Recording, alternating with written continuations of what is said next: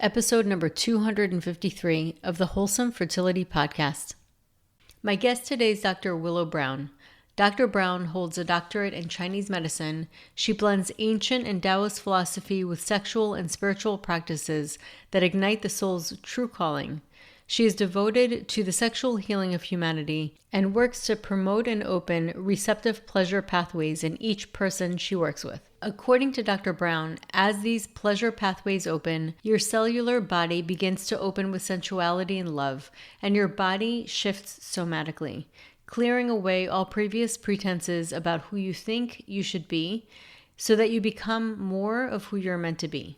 According to modern neurological studies, being in peace, happiness, and bliss is better for a long and happy life than any diet, fad, exercise regimen, or supplement. Dr. Willow works with her clients and patients on every level: physical, spiritual, emotional, and psychological. Welcome to the Wholesome Fertility Podcast. I'm Michelle, a fertility acupuncturist, here to provide you with resources on how to create a wholesome approach to your fertility journey.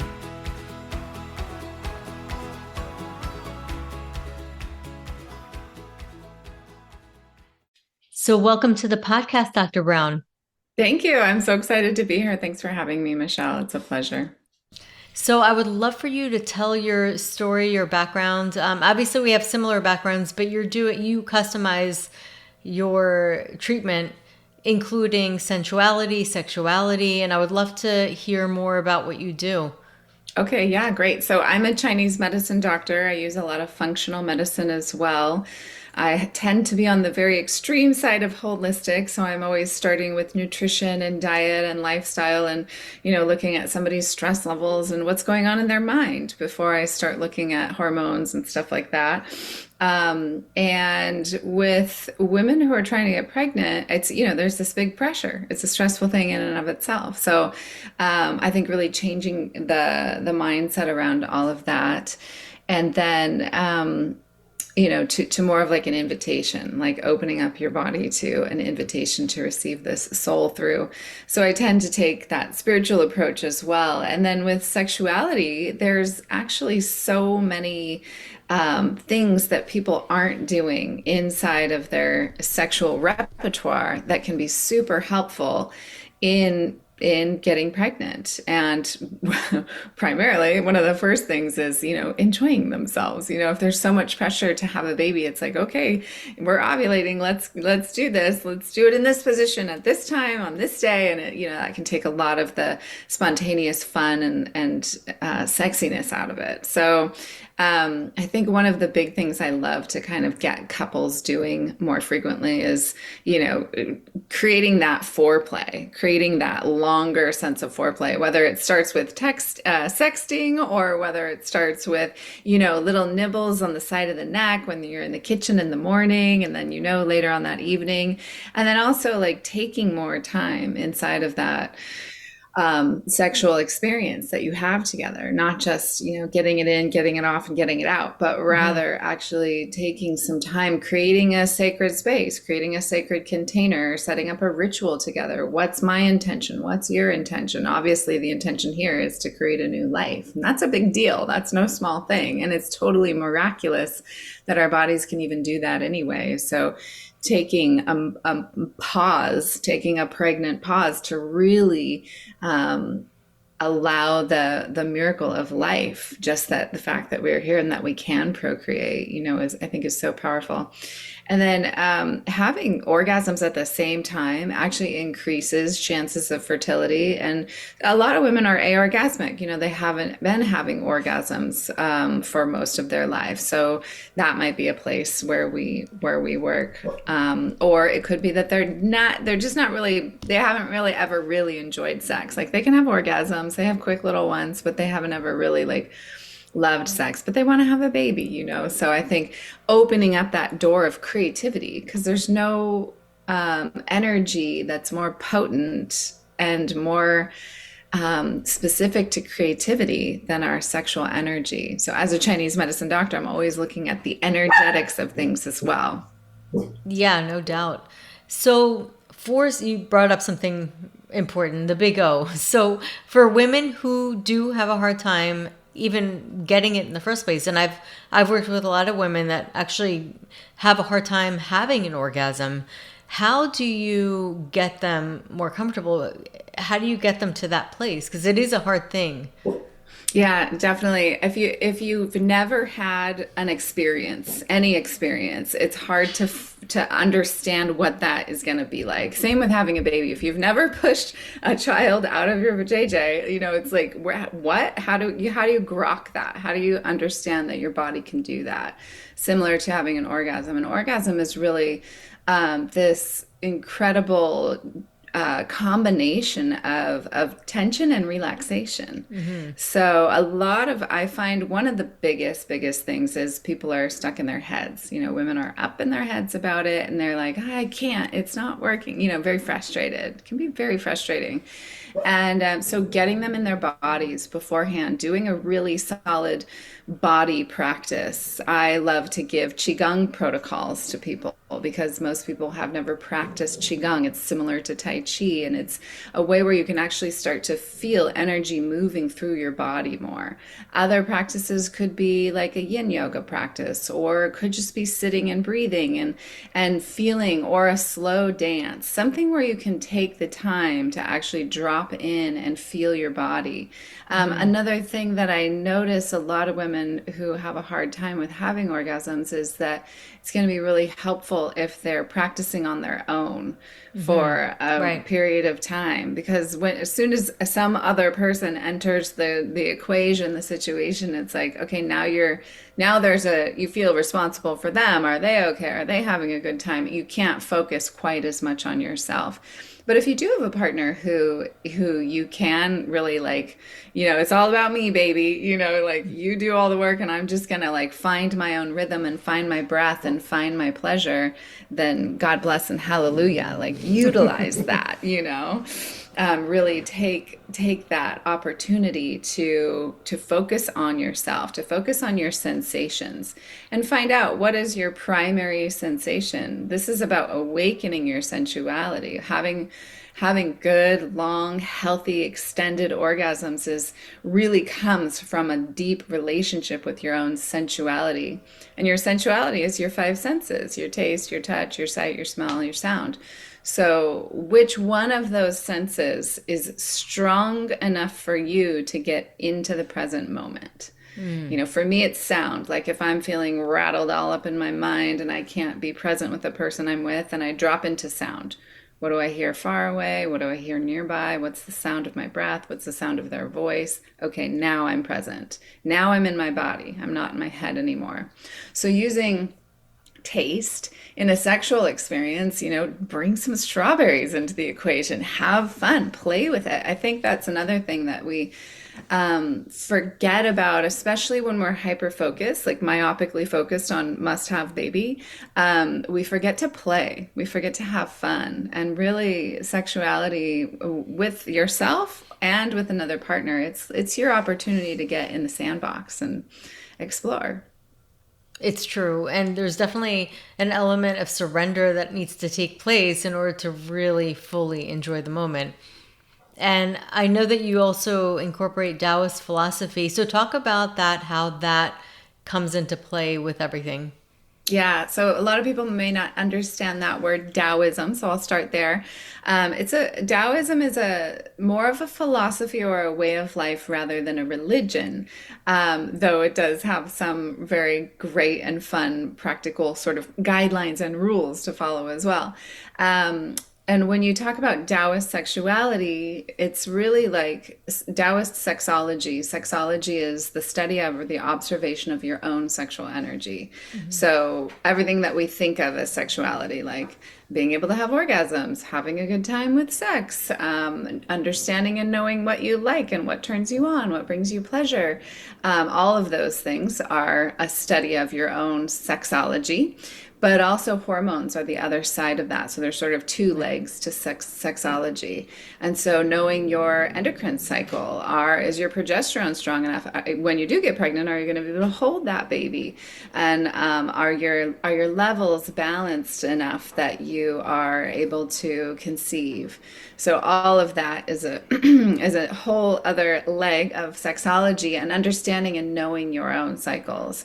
And I teach something called the ancient wisdom approach, which is really how you can dial in and become an expert in your own endocrine system using these Taoist principles.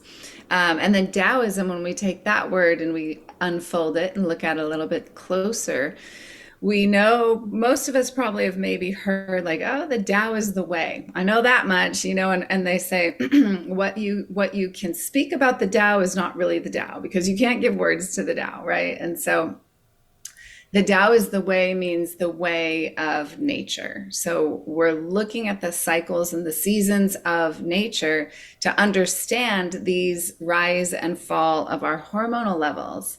So just like we go through the 4 seasons in a year, winter, spring, summer, fall, we go through those same 4 seasons in a lunar cycle. So every single month we go through winter, spring, summer, fall. And each one of those seasons corresponds to something that your hormones are doing. So, for example, in the winter season, which is the season that you would be having your period, so that week of the month, that's winter phase. And that's the time when all your hormones reset to zero. Day one of your period, everything drops down to baseline. So it's this reset point in your cycle and in your life. You want to look around your life and be like, okay, well, instead of doing all these extracurricular activities, going to these parties I don't really want to go to, taking on these things at work that I know are too much for me, let me take a pause in this yin time in this winter phase of my monthly cycle and be present to the fact that I'm resetting. Like hormones are like little messengers that run up and down our bloodstream and they make us feel lots of things. They make us feel lots of emotions. They make us feel certain ways in our bodies. And so they really rule how we're feeling. And if we take time to flow with them and to be in harmony with them, Taoism, then we're going to have a lot more success with whatever we're trying to do with our hormones, whether it's getting pregnant or getting through perimenopause or getting rid of hot flashes or brain fog or whatever we're doing with our hormones. If we're living in harmony with them, then we have greater capacity to utilize them. Yeah, I mean, it sounds like being really in the totality of whatever is.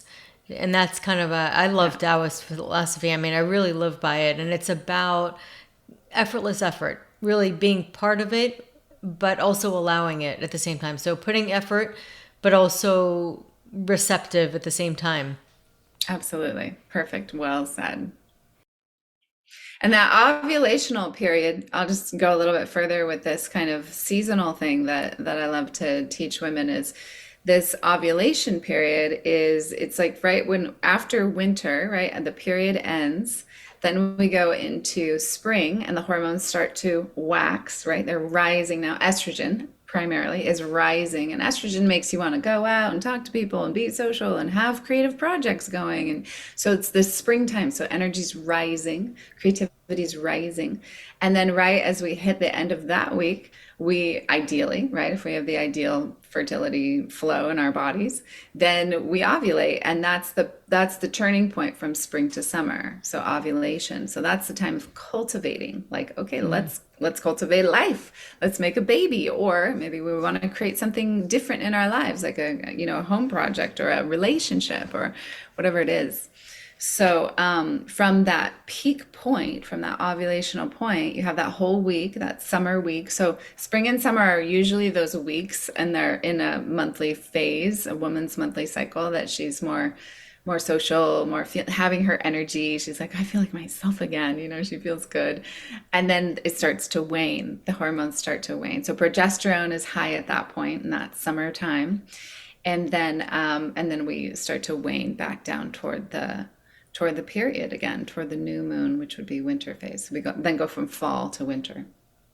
Yeah, and here's the thing. It's funny because we typically go by a 24-hour cycle because that just seems to be kind of the male dominant energy.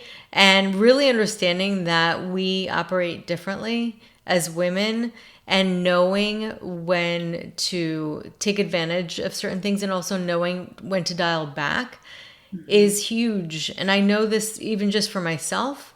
When I realized this, and when I used to get my period, I used to run, exercise, do so much, and now I allow myself that time. And the truth is, you want to feel cozy around that time, and your body will tell you like what it needs. Oh, absolutely. Yeah, it's a good time to nourish, to go inward. I really think we should call it the monthly pause, and then I love menopause should be that. called the period. Right? That's true. That's We got a little backwards, but yeah, it's this beautiful time of like I call these four seasons. I have sort of an overview of them, the four C's. So we're clearing in the fall. And that's the most important phase because if you don't clear, if you don't let go of limiting beliefs, things in your cupboard that you shouldn't, that aren't really serving you, relationships in your life, panties from 1999. Like if you don't clear those things from your life, then the other three phases don't have as much room to live and to, right. to proliferate in your life. And then the phase that everyone misses is the winter phase. Like you just said, I used to run through my periods and just keep charging ahead. Most women do that because we live in a very yang dominant society. But that's the piece that so many people, maybe you clear out your garage and then you're like, great, let's put more stuff right back in there, instead of just sitting in the spaciousness of it for a moment. I think it's very undervalued, that very deep yin time of just sitting in spaciousness that you've created, because that's where you're going to calibrate. So we've cleared, then we calibrate. Who am I now? Who am I without all that stuff that I just let go of? Let me recalibrate to my truth and listen to spirit and let myself be guided. So we clear, we calibrate, and then we create in that spring phase. So that's the time to start getting into creative mode. And then we cultivate in that summer phase. We cultivate what we're creating, and then we go again, and we do it Right. every month. Actually, we do it in a single breath. If you watch your True. breath, you go down to the bottom, that's the winter. Then you rise, that's the spring. Top of the breath you hold, that's the summer. And you fall again, that's the fall. Right. It's the holographic nature of everything.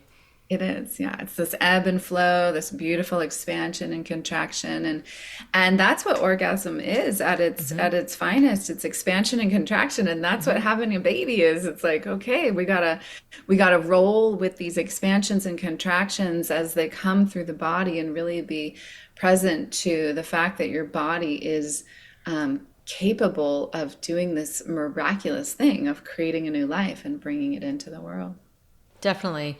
And I always found it fascinating, the relationship of oxytocin with fertility, really, because there's been a lot of focus on going into labor, Yeah, preparing for labor, but it does increase around orgasm for both men and women. And it also absolutely. increases around ovulation, which tells us things don't just happen to be there. Like there's a reason for it. So I Yeah. do think that there is this element that of oxytocin that is necessary for fertility, which also proves the point of why it's important to really connect with your partner, because oxytocin Yes. is the love hormone. It's really about connection. Women have it a little bit more, which is why a lot of times women will get more attached to their partners naturally. Yeah, yeah. When we have an orgasm, our brain squirts out oxytocin. It floods through our whole body.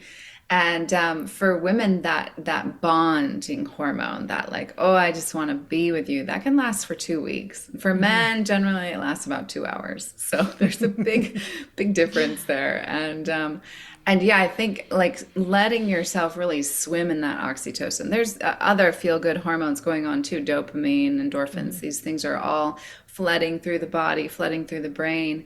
And what that does to your whole nervous system is it opens you, right? And you want to be in an open, receptive state. I think that's one of the feminine's greatest superpowers is to receive. And so you really, instead of like, I'm going to get pregnant, I am going to do this thing, it's like, I'm going to receive a soul into my body. I'm going to receive this soul into my life. And I'm going to use my connection with my partner to create that receptive, fertile field in my entire being, not just my body, but my spiritual, my emotional, my psychological being as well. Totally. I mean, it's the heart uterus connection Yes. explained, and the heart opens the uterus. You really need to go through that heart center and allow yourself to feel in order for that opening to happen. And so it's kind of like very understandable when you're going through any challenge that you want to make it happen. At the same Yes. time, in order to do that, you have to let go as well. Yeah, it's just like orgasm. It's a contraction and release all at the same time. So Yeah. how do you do that? And this whole piece around Taoism, and living by this code, this philosophy, is it's in everything. It's going to be in your Yeah. business. It's going to be in your financial house. It's going to be in your relationship to home, to family, to all these things. And as you put it so beautifully, it's this effortless effort, it's this non-doing doing. So there's so many things that go on in our lives and in our bodies that we don't have to think about doing, like breathing, Yeah, that's and a our good point. heart is beating, and so there's so many things that are just happening anyway. But we're here for them, we're present for them. And so if we can start to drop into like using that frame to kind of woo way, we call it I this, love like it. Yeah. effortless effortless effort, is you just, it's very watery, it's very fluid. And there's so many things, especially in relationship and partnership, where we want them to be a certain way, and why aren't you doing this, or why are you doing that, and it takes away from what's actually happening. So again, coming back to presence and using your sensuality, using your five senses as a doorway to presence, because receptivity really is a practice of being in the moment. So receiving what's coming to you in this moment. You can't receive what's coming tomorrow or the next day, but you can receive what you're listening to right now, or what you're drawing into your body in this moment. So, breath, sound, having more fun in the sack, just like being more playful, creating sacred space, bringing in ceremony, ritual. All of these things are going to increase your fertility. Plus, got to have your hormones on track. So, that's a factor as well. And Right. I love that you brought in that heart womb connection. In Chinese medicine, it's called the Bao Mai. There's actually Right. points for it and meridians for it. So, it's a really fascinating and powerful connection in a woman's body that gives us a lot of direct access to earth and heaven. I love that. It's like this opening. It really is an opening connection. I mean, the heart, in a sense, yeah, you're saying earth and heaven, it really is kind of like the midpoint between the connection, really, between the chakras, the higher chakras and the lower chakras, the earth Definitely. chakras and the heaven chakras. And that connection, that intuition, and then, of course, the heart houses the mind. And it's so Yes. intricate. Yeah, it is, exactly. I think getting women to drop their minds down into getting everyone, any Yes. gender, to Yes. drop their minds down into their hearts, and to kind of feel life from that place. And for women who are, really working on exploring their femininity, or getting pregnant, or going through some kind of challenge in their feminine form, dropping the heart down into the womb. So even going lower to really feel that deep connection that we have with the earth. There's this Taoism is an earth-based philosophy. It's the yin and the yang, expansion, Yes. contraction, but they don't exist without each other. They Right. they need each other, Totally. and that's the union. Interesting, because as we were talking about the cycles, and I always think about this, the follicular phase, or the first part, it starts to increase estrogen. It increases yin. It's a yin phase. Even your temperature is lower, which is more Right. cooling. And then, but yet it actually outputs yang energy. It makes you at your peak. It gives you energy. around It's that right where time. yin turns into yang. Just That's like when we right. see that yin yang symbol. Yeah, Yes. And exactly. then when it goes into yang, which actually it requires energy in order to be young, and that's when the Yes. progesterone, the temperature goes higher after ovulation. And then you feel more tired, in order to support that energy.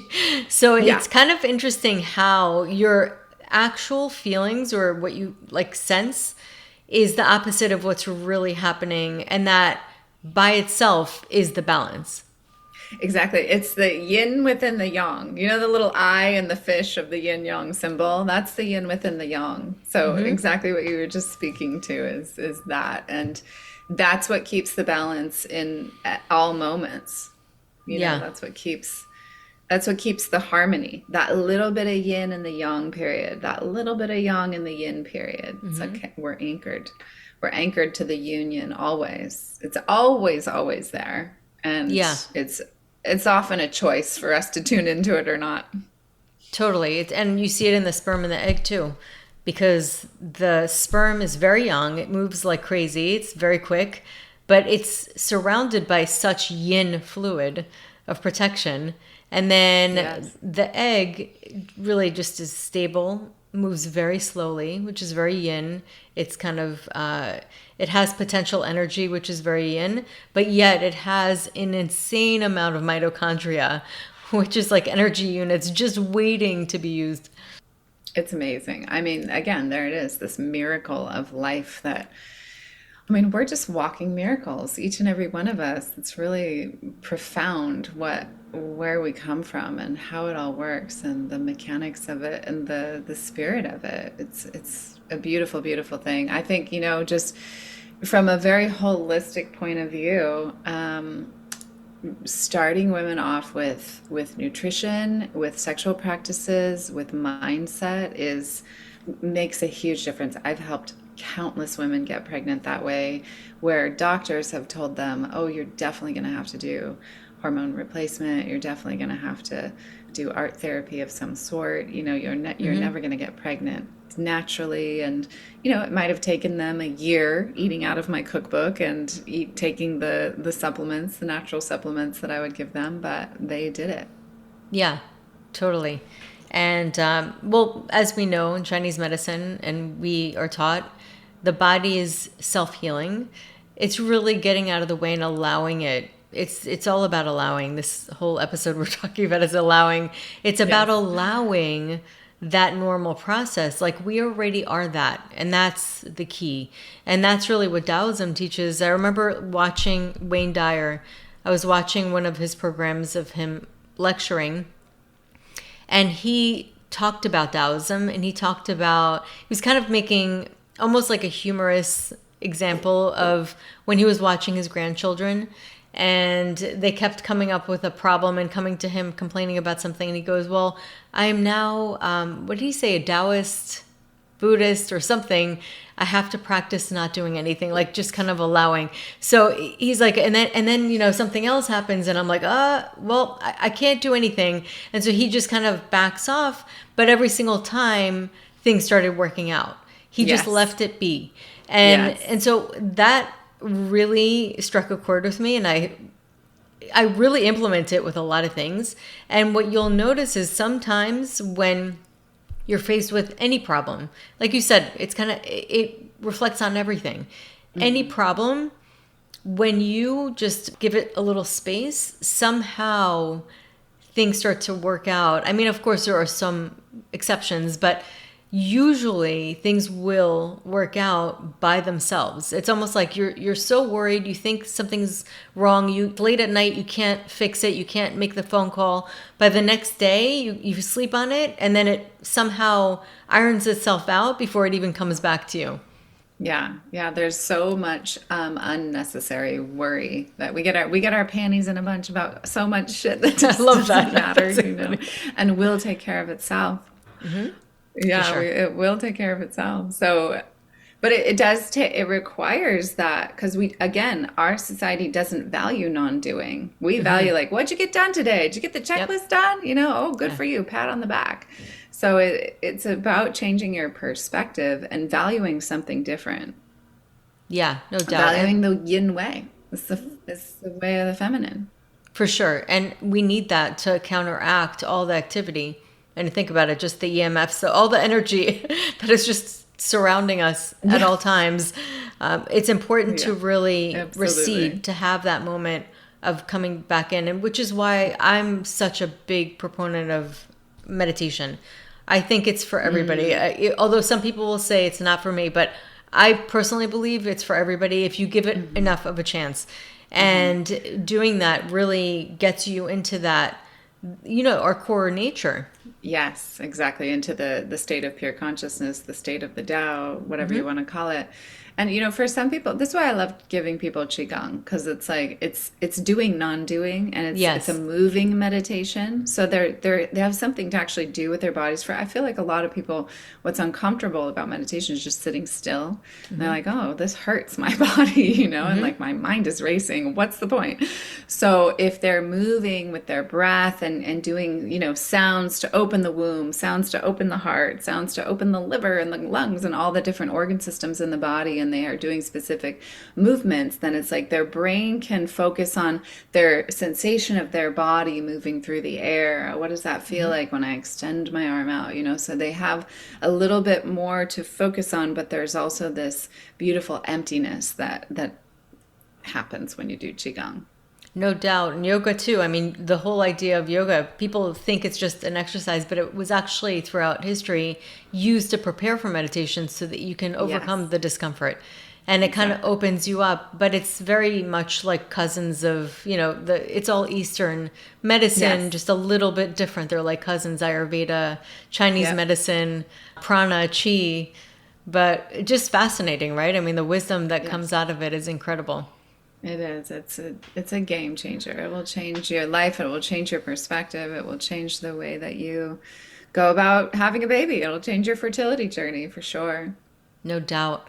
Well, this was a very fascinating conversation, Dr. Brown. And I love talking to other acupuncturists, Chinese medicine practitioners, because it's fun hearing different perspectives because everybody has their own little perspective of it. But yet we all are tied to this wisdom. It's just such a vast wisdom of understanding the Absolutely. body. And it's something that you can keep learning Yeah, more and more as you go.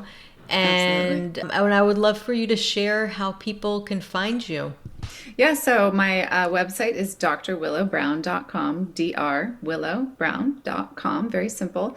And so you can find me there. And then I'd love to offer everyone a little booklet if anyone's curious. It's a guide to perfecting your fertility cycle, The Seasoned Woman. So that could be a really fun thing for you all to grab and pick up and just kind of get to know more about what I've been talking about in this interview, those cycles that relate to the moon, that relate to your hormones in your body, and relate to everything that you do in your life, especially having a baby.